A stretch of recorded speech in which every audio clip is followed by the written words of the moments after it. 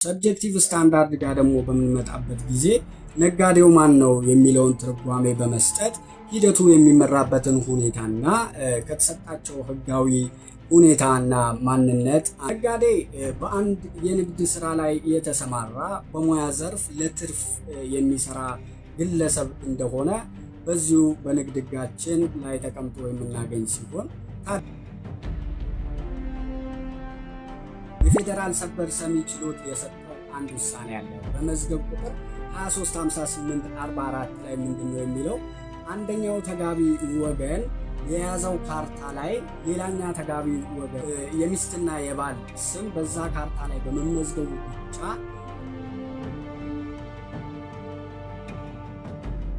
ዋነኛ ዓላማው ምንድነው የሚለውን ስንመለከት በተለያዩ ጉዳዮች ላይ መሰረት ያደረጉ ልዩ የህግ ድንጋጌዎች የሚያስፈልጉ በመሆናቸው